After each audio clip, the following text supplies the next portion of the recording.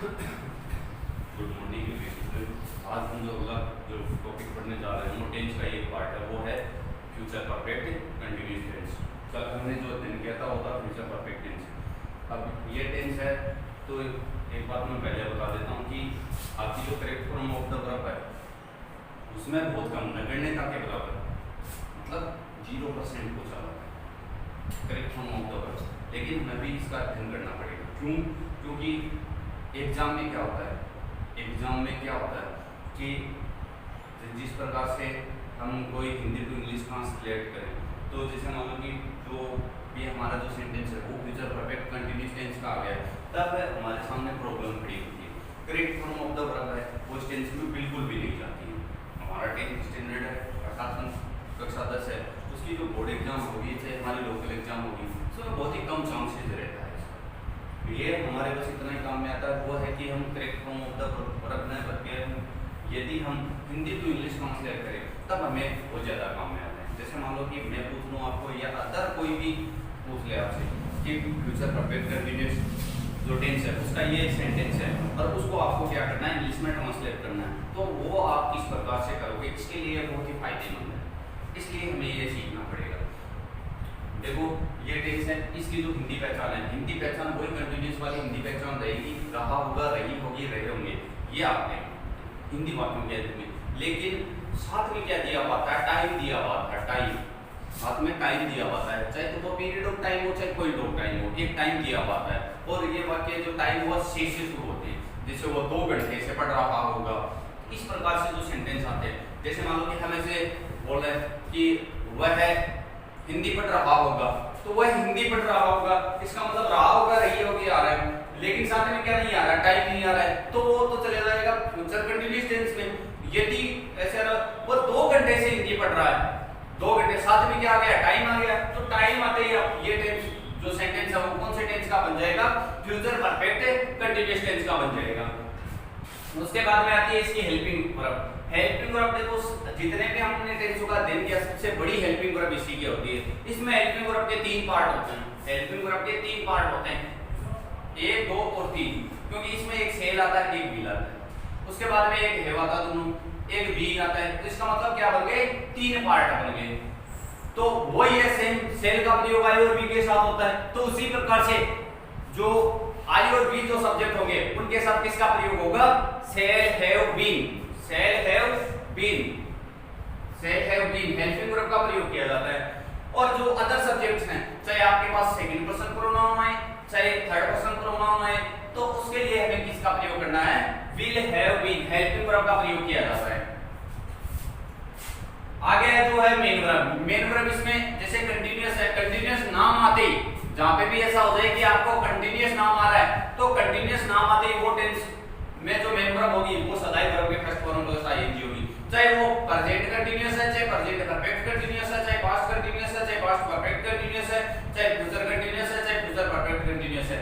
इसका मतलब हमें ज्यादा दिमाग लगाने की जरूरत नहीं पड़ेगी, क्योंकि जिस प्रकार से जैसे ही हमारे ध्यान में आया कि ये कंटीन्यूअस टेंस है, कंटीन्यूअस चाहे प्रेजेंट का है, चाहे पास्ट का है, चाहे फ्यूचर का है, चाहे परफेक्ट कंटीन्यूअस प्रेजेंट का, चाहे परफेक्ट कंटीन्यूअस पास्ट का, चाहे परफेक्ट कंटीन्यूअस फ्यूचर का है, तो ये 6 टेंसेस बन गए।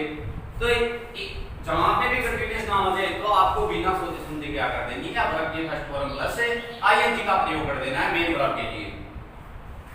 और देखो इसकी जो हिंदी पहचान होगी वो होगी रहा होगा, रही होगी, रहे होंगे, और साथ में टाइम दिया हुआ है। और उसके बाद में इसकी जो हेल्पिंग वर्ब, हेल्पिंग वर्ब किसका प्रयोग किया जाता है, जो आई और बी सब्जेक्ट होते हैं उनके साथ सेल हैव बीन, और जो अदर जो सब्जेक्ट होंगे उनके साथ किसका प्रयोग किया जाता है, will have been helping verb का प्रयोग किया जाता है। और उसके बाद में इसकी मेन वर्ब। मेन वर्ब क्या होगी है, मेन वर्ब इसमें फर्स्ट फॉर्म प्लस आईएनजी का प्रयोग किया जाता है। ये पहले भी बता चुका हूं कि जहां पे कंटीन्यूअस नाम आएगा वहां पे first form plus ING, present का कंटीन्यूअस चाहे पास्ट के हो चाहे फ्यूचर के हो। परफेक्ट नाम आएगा तो हम क्या करेंगे, only for perfect, only perfect, perfect continuous नहीं, ओनली परफेक्ट, चाहे प्रेजेंट का परफेक्ट है, पास्ट का है, फ्यूचर का है, तीनों में हमें किसका प्रयोग करना है, वर्ब की थर्ड फॉर्म का प्रयोग करना है। और यदि सिंपल या इंडेफिनिट नाम आ जाए तो सभी में हमें वर्ब की फर्स्ट फॉर्म का प्रयोग करना है। ओनली फॉर एक सेंटेंस होता है वो पास्ट सिंपल का या पास्ट इंडेफिनिट का अफर्मेटिव सेंटेंस होगा, उसमें हमें किसका प्रयोग करना है, वर्ब की सेकंड फॉर्म का प्रयोग करना है। अब इसमें वही देखो जितने भी हमने परफेक्ट परफेक्ट कंटीन्यूअस दो जो टेंसेस पढ़े हैं, प्रेजेंट का और पास्ट का, प्रेजेंट का और पास्ट का, उसमें हमने सिंस और फॉर का प्रयोग किया है। तो इसमें सिंस का जो प्रयोग होगा वो किसके लिए होगा? Point of time, point of time, समय बिंदु। यदि हमें कोई समय बिंदु दिया हुआ है तो उसके लिए तो हम किसका प्रयोग करेंगे? सिंस का प्रयोग करेंगे। यदि हमारे सामने हमारा जो सेंटेंस होगा उसमें पीरियड ऑफ टाइम आ रहा है, पीरियड ऑफ टाइम,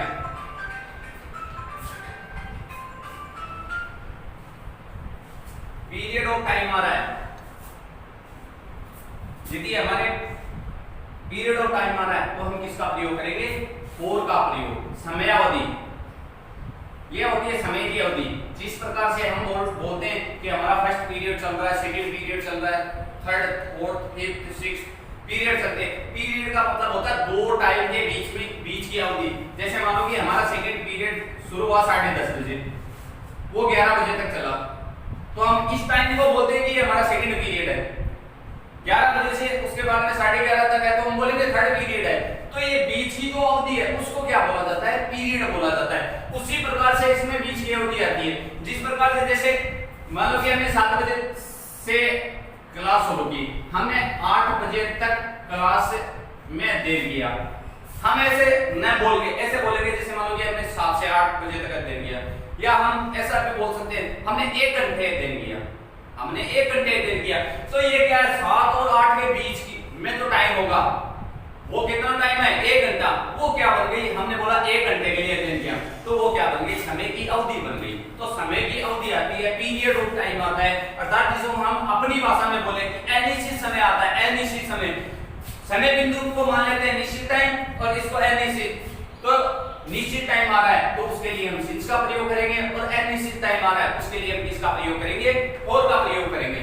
ये हमारे जो 3 पार्ट हैं, जो से प्रेजेंट का परफेक्ट कंटीन्यूअस है, चाहे पास्ट परफेक्ट कंटीन्यूअस है, चाहे फ्यूचर परफेक्ट कंटीन्यूअस है, तीनों में समान आते हैं। यदि हमने एक का भलीभांति अध्ययन कर लिया तो 2 में हमें अध्ययन करने की जरूरत नहीं पड़ेगी, 2 में अध्ययन करने की जरूरत नहीं पड़ेगी। यदि एक में अध्ययन कर लिया तो बाकी, जैसे मान लो कि प्रेजेंट का हमने बढ़िया तरीके से अध्ययन कर लिया, तो पास्ट का जो ये सिंस और फॉर का जो यूजेज है, या फ्यूचर का जो सिंस और फॉर का यूजेज है, तो दोनों में हमें याद करने की जरूरत नहीं पड़ेगी, क्यों? हमने एक में भलीभांति याद कर लिया।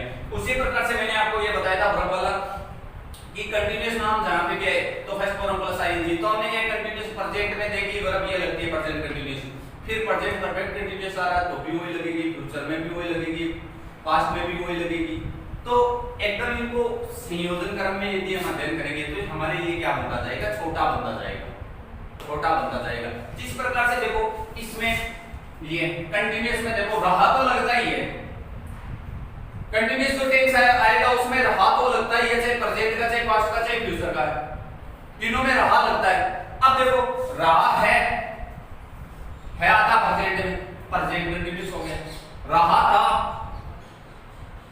पास्ट में आता तो पास्ट कंटीन्यूअस होगा, रहा होगा आता फ्यूचर में तो फ्यूचर कंटीन्यूअस हो गया।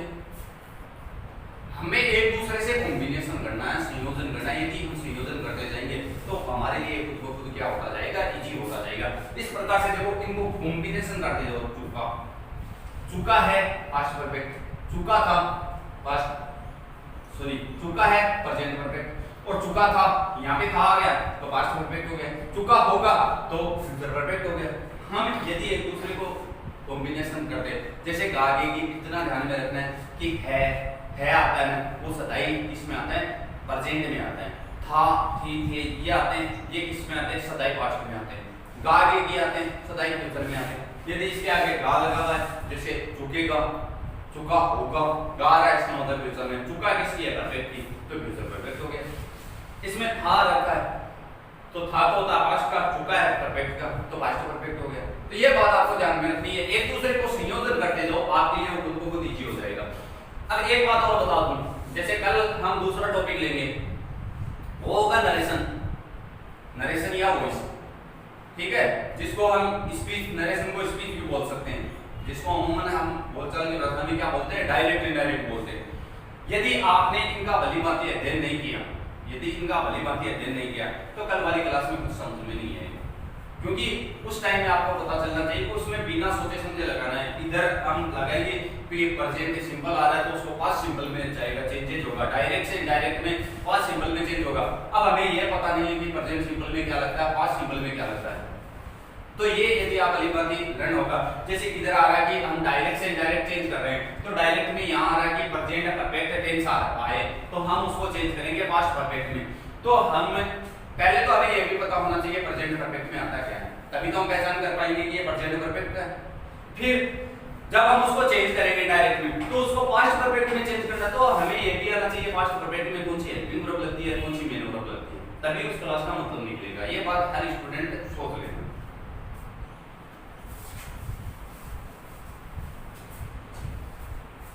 फिर अगला है देखो इसमें अफर्मेटिव सेंटेंस।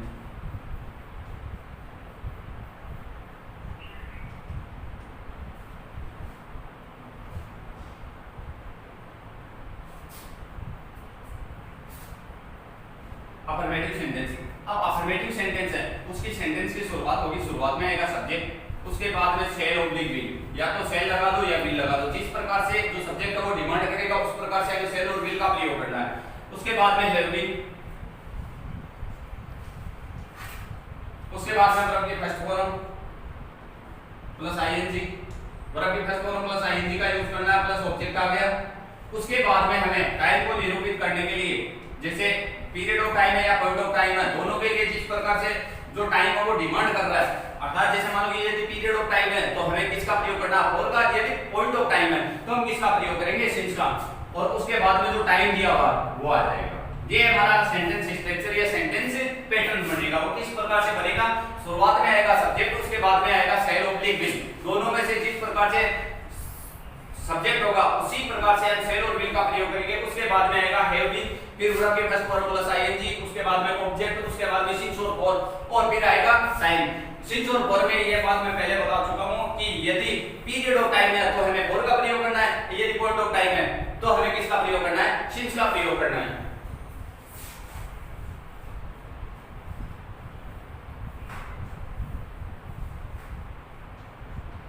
वह 3 दिन से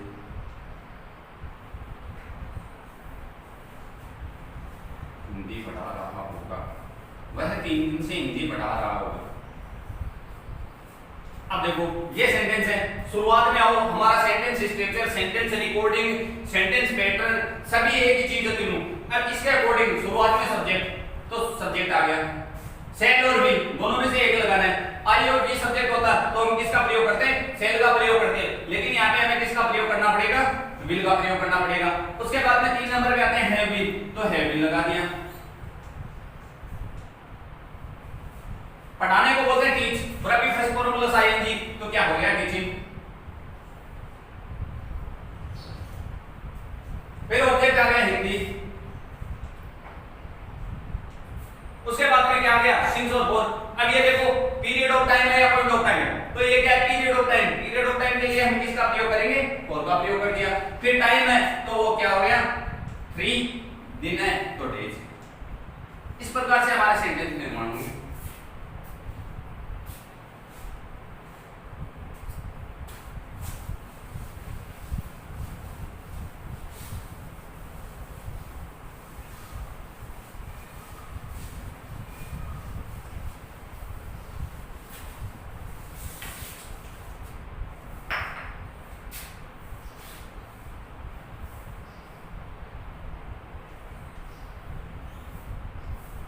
हम सुबह से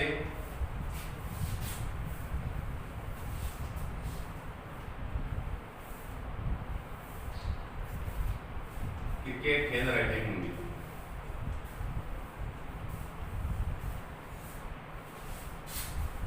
सब्जेक्ट बन जाएगा बी, सेंटेंस स्ट्रक्चर में देखा शुरुआत में क्या आएगा, सब्जेक्ट, सब्जेक्ट बन जाएगा बी, आई और बी के साथ सेल का प्रयोग किया जाता है, हमने सेल का प्रयोग कर दिया। उसके बाद में हैव बीन आ गया, उसके बाद में वर्ब की first form plus ING, play की फर्स्ट फॉर्म प्लस आईएनजी आ गई प्लेइंग। उसके बाद में ऑब्जेक्ट है वो है क्रिकेट, तो हमने क्रिकेट लिख दिया।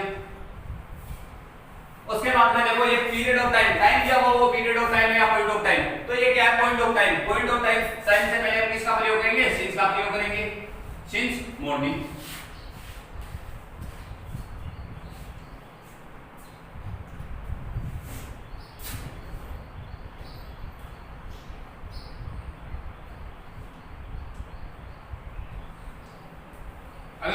सेंटेंस होगा वो नेगेटिव सेंटेंस।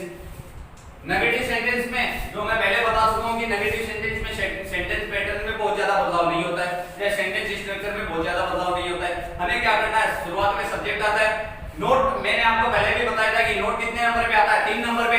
शुरुआत में सब्जेक्ट आ गया, उसके बाद में हेल्पिंग वर्ब का पहला पार्ट आ गया, उसके तुरंत बाद में नोट का प्रयोग, तभी वो नोट 3 नंबर पे होगा। तो यही पैटर्न रहेगा। देखो शुरुआत में आएगा सब्जेक्ट आ गया, उसके बाद में हेल्पिंग वर्ब के जो फर्स्ट पार्ट है वो रख दिया शेल ऑब्जेक्ट विल, उसके बाद में नोट का प्रयोग आ गया, उसके बाद में have been first form plus ING,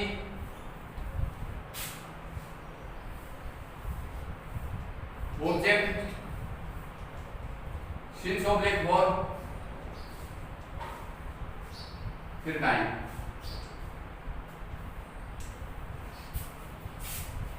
जैसे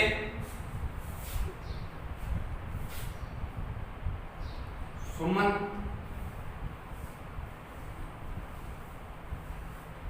5 दिन से, सुमन 5 दिन से विद्यालय नहीं आ रही होगी। सुमन 5 दिन से विद्यालय नहीं आ रही होगी। सुमन 5 दिन से विद्यालय नहीं आ रही होगी। ये कौन सा है, फ्यूचर परफेक्ट कंटीन्यूअस का नेगेटिव सेंटेंस है। अब इसको हम इंग्लिश में ट्रांसलेट करेंगे तो सब्जेक्ट क्या हो गया, सुमन। सुमन क्या है, third person pronoun. Third person pronoun के साथ हम विल का प्रयोग करेंगे। 3 नंबर पे क्या आता है, सेंटेंस स्ट्रक्चर के अकॉर्डिंग नोट, उसके बाद में हैव बीन, आने को बोलते हैं कम, तो क्या हो गई कभी, पहले से पहले टू प्रीपोजिशन का प्रयोग किया जाता है, टू स्कूल।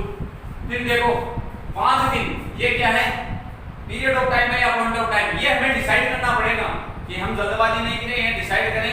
पहले तो हमने विगत अध्ययन किया था प्रेजेंट परफेक्ट कंटीन्यूअस का, तो मैंने एक एक पार्ट को अलग अलग करके आपको बताया था कि ये कौन सा है, ये कौन सा है, ये कौन सा है। तो उसमें ये देखो, तो ये जो 5 दिन आए हुए हैं ये क्या है, पीरियड ऑफ टाइम है। पीरियड ऑफ टाइम है, जैसे मान लो कि आज जैसे 5 तारीख से लेके 9 तारीख तक, ये कितने दिन हो गए, इनके बीच में 5 6 7 8 9 5 दिन हो गए, ये 5 दिन है। तो ये क्या है, दोनों के बीच की जो अवधि है, दोनों के बीच की अवधि है, दोनों के बीच का पीरियड है वो है, तो ये क्या है, पीरियड ऑफ टाइम है। तो पीरियड ऑफ टाइम से पहले किसका प्रयोग करेंगे, 4 का, 4 5 6।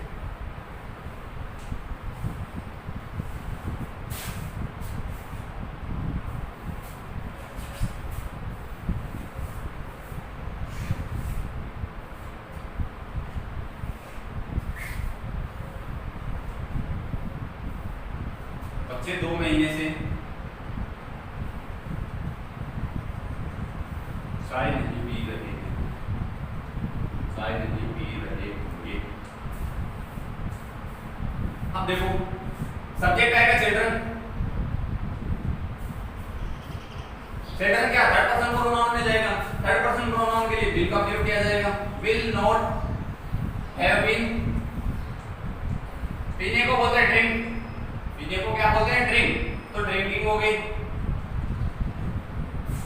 ठीक, उसके बाद में 2 महीने, ये भी क्या है, पीरियड ऑफ टाइम है। पीरियड ऑफ टाइम से पहले किसका प्रयोग किया जाएगा, 4 का, 4 2 मंथ्स।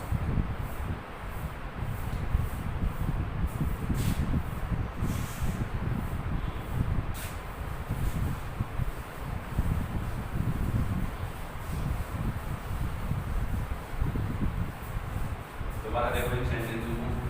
पहला जो सेंटेंस था वो था, देखो सुमन 5 दिन से विद्यालय नहीं आ रही होगी।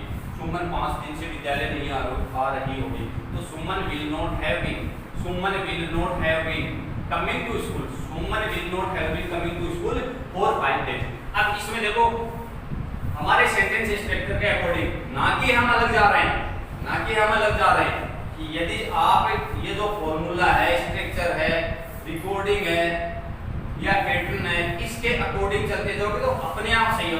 आपको इतना पता होना चाहिए कि तो हम जो सेंटेंस लेगा उसमें सब्जेक्ट कौन सा है, वर्ब कौन सी है, ऑब्जेक्ट कौन सा है, सिंस और फॉर का प्रयोग किस प्रकार से करना है। यदि आपको इतना पता है तो इसका मतलब आपका सेंटेंस गलत नहीं हो सकता है। इसमें सब्जेक्ट था सुमन, तो हमने सुमन लिख दिया। उसके बाद में सुमन के साथ हेल्पिंग वर्ब का प्रयोग करना है। सुमन है third person pronoun, third person pronoun के लिए विल का प्रयोग होता। यदि यहाँ पे आई और बी होता तो हम सेल का प्रयोग करते थे। उसके बाद में यदि सेंटेंस नेगेटिव है तो हेल्पिंग वर्ब का फर्स्ट पार्ट आया, उसके तुरंत बाद में नोट का प्रयोग कर दिया। उसके बाद में हैव बीन, वर्ब की first form plus ING, first form होती है कम, कम की फर्स्ट फॉर्म हो गई कमिंग। अब उसके बाद में यह ऑब्जेक्ट आया टू स्कूल, पहले से पहले टू का प्रयोग, जैसे to market, to table, to school. उसके बाद में ये क्या आया हुआ है, पीरियड ऑफ टाइम है। पीरियड ऑफ टाइम से पहले हम किसका प्रयोग करेंगे, और का। अर्थात आप ऐसा बोल सकते हैं ये एनईसी समय आया हुआ है, एनईसी समय से पहले हम किसका प्रयोग करेंगे, और का प्रयोग। यहाँ पे एनईसी समय आता है तो हम क्या कर देते हैं, सिंस का प्रयोग कर देते हैं। अगला सेंटेंस है, देखो बच्चे 2 महीने से चाय नहीं पी रहे होंगे, तो चिल्ड्रंस विल नॉट, क्यों चिल्ड्रंस भी थर्ड पर्सन, चिल्ड्रन भी थर्ड पर्सन प्रोनाउन है।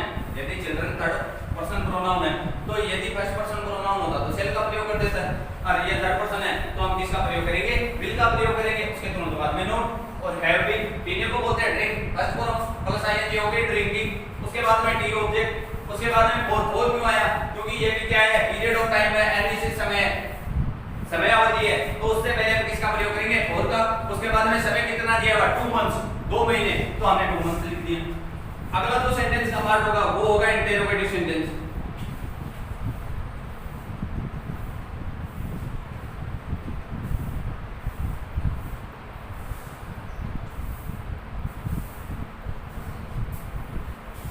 अगला जो सेंटेंस का पार्ट होगा वो इंटरोगेटिव सेंटेंस।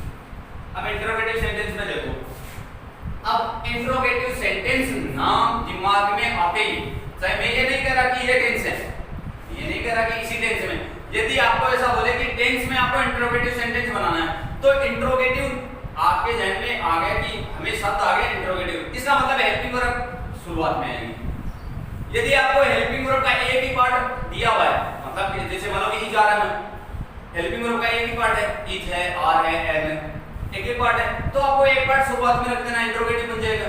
यदि आपको ज्यादा पार्ट दिए हुए हेल्पिंग वर्ब के 2 पार्ट, जैसे हैव बीन है 2 पार्ट हो गए, 3 पार्ट दिए हुए have been, will have been, 3 part हो गए, तो आपको क्या करना है, एक पार्ट है हेल्पिंग वर्ब का जो पहला पार्ट है उसको क्या करना है, सेंटेंस के शुरुआत में रखना है, तभी वो क्या बनेगा, इंटरोगेटिव सेंटेंस बनेगा। उसके बाद में सब्जेक्ट आएगा, उसके बाद में हेल्पिंग वर्ब का दूसरा पार्ट है वो रख देंगे, और बाकी का जो आगे का जो पैटर्न होगा वो वैसा का वैसा जैसा अफर्मेटिव में चलता आ रहा है वैसा। अब देखो सेंटेंस इतने में ही होता है, नेगेटिव सेंटेंस में जो किया, अफर्मेटिव में क्या, यदि हमें अफर्मेटिव आ रहे हैं तो हम ये आगे का पैटर्न में कोई भी बदलाव नहीं हो रहा है। अब देखो इसमें हमें क्या करना है, हमें इसको बनाना है इंटरोगेटिव सेंटेंस, तो जो हेल्पिंग वर्ब है उसको शुरुआत में रख दें, उसके बाद में आ गया सब्जेक्ट। अब सेंटेंस देखो नेगेटिव है नहीं भाई, यदि नेगेटिव इंटरोगेटिव होता तो हम नोट का प्रयोग कर देते भाई, शुरुआत में जो हेल्पिंग वर्ब है उसको इधर रख दिया, उसके बाद में सब्जेक्ट रख दिया। इंटरोगेट नेगेटिव है नहीं तो हम इसको छोड़ देंगे, हैव बीन।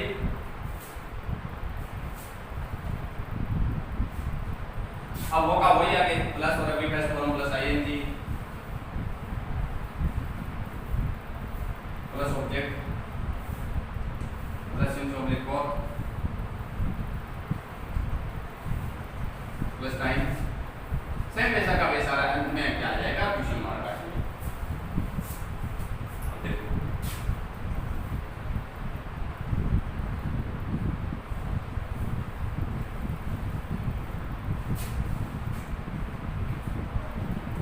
क्या तुम 3 साल से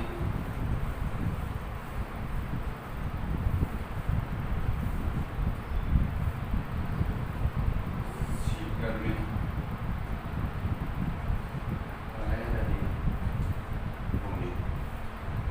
क्या तुम 3 साल से सीकर में रह रहे हो, क्या तुम 3 साल से सीकर में। अब देखो सब्जेक्ट ये सब्जेक्ट है यू, पहले से रख लो चाहे यू। अब यू कौन सा है, second person pronoun, second person pronoun से पहले विल का प्रयोग किया जाता है, विल। अब एक बात ध्यान में रखना कि जो सेंटेंस के जहां पे भी शुरुआत करते हैं, सेंटेंस का जो पहला पार्ट है अर्थात जो पहला अक्षर है वो क्या आएगा, सदा ही कैपिटल लेटर आएगा। यदि आप शॉर्ट लेटर कर रहे हो, जैसे मान लो कि डब्ल्यू को हम इतना ये भी कैसे लिख रहे हैं, तो ये क्या है, गलत। आपको इस प्रकार से लिखना है, विल यू हैव बीन, रहने को बोलते हैं लिव, तो लिविंग इन सीकर, ये क्या है पीरियड ऑफ टाइम, तो फॉर 3 years।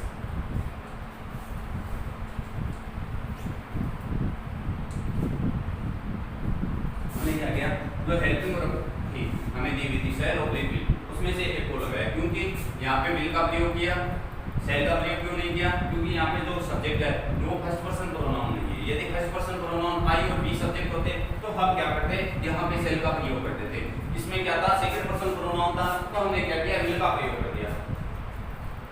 उसके बाद में सब्जेक्ट है, उसके बाद में जो have been first form plus ING, उसके बाद में इन सीकर, फिर ये क्या है period of time, period of time से पहले हम किसका प्रयोग करेंगे, फॉर का प्रयोग करेंगे, तो फॉर का प्रयोग कर दिया। उसके बाद में ये जो टाइम दिया हुआ है वो टाइम दे दिया।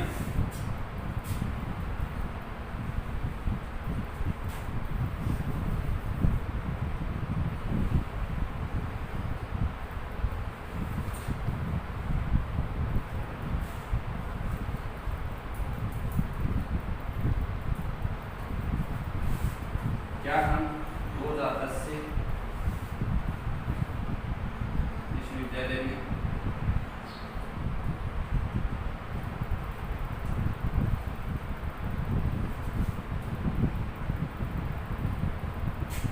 अध्ययन कर रहे होंगे। क्या हम 2010 से इस विद्यालय में अध्ययन कर रहे होंगे, तो यहाँ पे शुरुआत में आएगा सेल, क्यों, क्योंकि ये क्या है फर्स्ट पर्सन प्रोनाउन है, ठीक है, फर्स्ट पर्सन प्रोनाउन, तो हम सेल हेल्पिंग वर्ब का प्रयोग करेंगे। उसके बाद में हेल्पिंग वर्ब का जो अगला पार्ट है वो देंगे, अध्ययन करने को बोलते हैं स्टडी, इन दिस स्कूल। अब ये देखो 2010, ये क्या है, पॉइंट ऑफ टाइम है। पॉइंट ऑफ टाइम से पहले हम किसका प्रयोग करेंगे, सिंस का।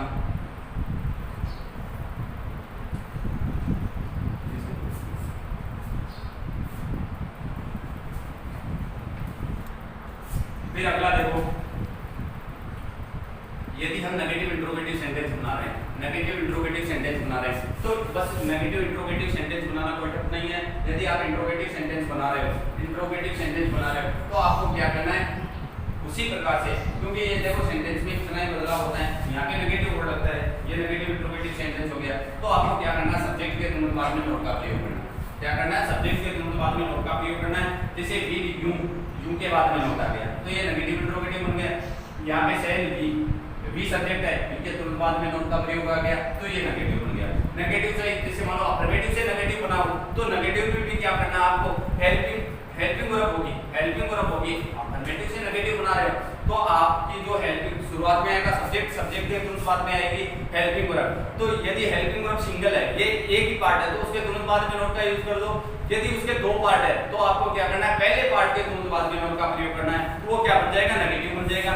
इसी प्रकार से इंट्रोगेटिव सेंटेंस में आपको क्या करना है, यदि इंट्रोगेटिव सेंटेंस आपने बना दिया तो उसमें क्या किया, शुरुआत में जो हेल्पिंग वर्ब आई उसके बाद में सब्जेक्ट के तुरंत बाद में नोट का प्रयोग कर दो, तो वो इंट्रोगेटिव सेंटेंस है वो क्या बन जाएगा, नेगेटिव इंट्रोगेटिव सेंटेंस बन जाएगा।